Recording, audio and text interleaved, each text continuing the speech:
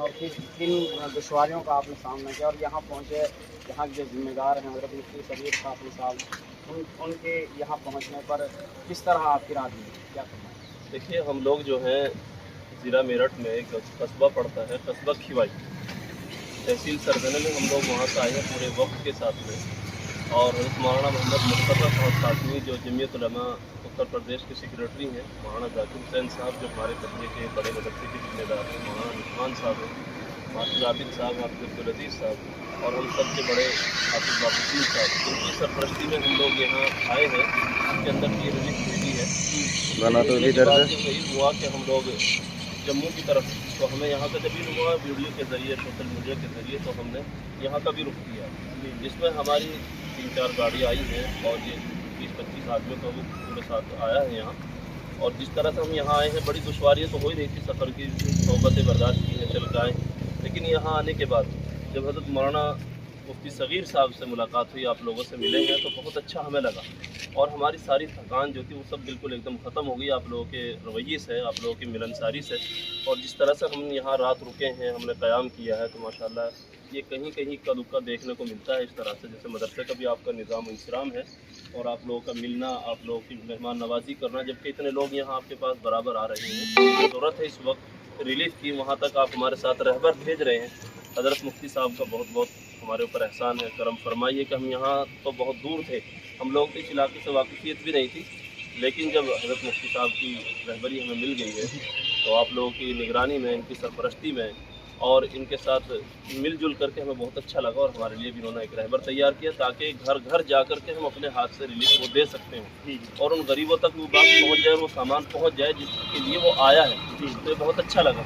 खाई नौयत तो थोड़ी सी आप रोशनी डाल दें। तो यहाँ बहुत ज़्यादा हुआ है, अक्सर पहाड़ी इलाका है और पहाड़ों में ऐसा हुआ है कि ज़्यादा बारिश रहने की वजह से पहाड़ गल गए।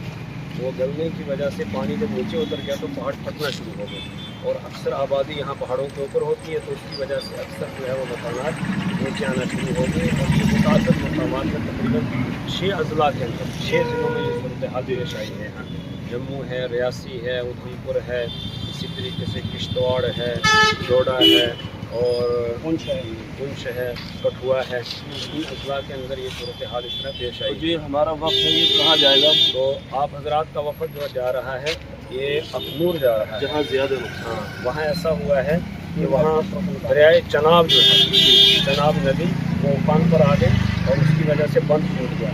बंद टूट के पूरी बस्ती की तरफ में दरिया पलट गया। तो उसके बाद वो लोग वहाँ माल मवेशी पालने वाले हैं, माल मवेशियों ने आवाज़ निकालना शुरू की। रात तकरीबन 4 बजे की बात है, 4 बजे पानी चढ़ गया तो लोगों ने बाहर देखा पानी ही पानी है। फिर वो एक थोड़ी ऊंची जगह थी, वहाँ सारे इकट्ठे हो गए।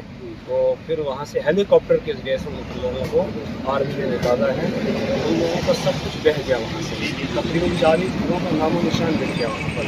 और कुछ घर जो है वो भी नाकाबिले बनाए थे। अब वो जो वो गोया दरिया की शक्ल इख्तियार कर गई है। जो खेती वगैरह थी वहाँ भी पत्थर आ गए हैं, रेत आ गई है। तो उनको दूसरी जगह तकरीबन वहाँ से 10 किलोमीटर से पीछे हट के एक जगह गवर्नमेंट ने आरजी ज़मीन दी है ऐसे ही बैठने के लिए, तो वहाँ उन्होंने अपने तुरपाल वगैरह लगाकर वहाँ पर वो इस वक्त रह रहे हैं। तो आप हजरात को वहीं पर भेजा जा रहा है। ज़रूरतमंद है क्योंकि उन लोगों का सब कुछ बह गया है। अभी कल जो है तकरीबन 250 चारपाई भी वहाँ पर तकसीम करवाई गई, जो यमुना नगर से जो है वो लेकर आए थे साथी, वो भी जमीयत के साथी थे यमुना नगर। आगे के लिए जैसे हम ये रिलीफ लेकर आए हैं, आप लोग इसके बाद क्या ज़रूरत ज़्यादा पेश आ रही है? जैसे अपना इलाकाई लोग हैं, आपको क्या आगे और क्या कर सकते हैं? इसके बाद ये है कि अगला मरहला हम क्या कर? अगले मरहले में ये है कि उन लोगों के ठिकाने के लिए कुछ शेड वगैरह, अगर टीन के शेड वगैरह इनके लिए बन जाए ताकि ये अपनी ज़िंदगी वहाँ बसर कर सकें। ये ज़रूरी है क्योंकि वो तिरपाल जो है उसमें कब तक वो रहेंगे, बहुत मुश्किल है। यहाँ सर्दी भी ज़्यादा होती है, तो इसलिए जो है उस तरह का बिस्तर भी अल्हम्दुलिल्लाह पहुँच रहे हैं। अब जो ज़्यादा इस वक्त अहम मरहला है वो ये है कि इनके लिए 3 शेड वगैरह का इंतज़ाम किया जाए।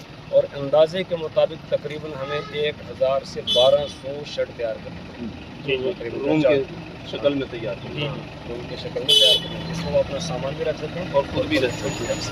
इंशाल्लाह हम इसके लिए ये भी करने के बाद आपसे वादा भी करते हैं, कोशिश करेंगे आप दुआ फरमाएं। अगले मरहले में हम ज़्यादा से ज़्यादा कोशिश करेंगे। अल्लाह ताला आप हज़रात की इस कोशिश उनके 3 शेड का भी इंतज़ाम करेंगे। इंशाअल्लाह। जो आप हजरात वहाँ से आए हैं, मैं आप हजरात का बहुत बहुत शुक्रिया अदा करता हूँ कि आप लोग गम की घड़ी में हमारे साथ यहाँ शरीक हुए हैं। अल्लाह आप हजरात को जज़ाए खैर अता फरमाए, और जिन लोगों ने भी ताउन दिया है अल्लाह ताला उनको बरकतों से नवाजे, और इस ताउन को अल्लाह ताला उनकी नजात का ज़रिया बनाए और आखिरत में ज़ख़ीरा बनाए। इंशाअल्लाह। अस्सलाम वालेकुम। हजरत वो साइड थोड़ी दुआ करा दें, हजरत दवा न करें। आ जाओ।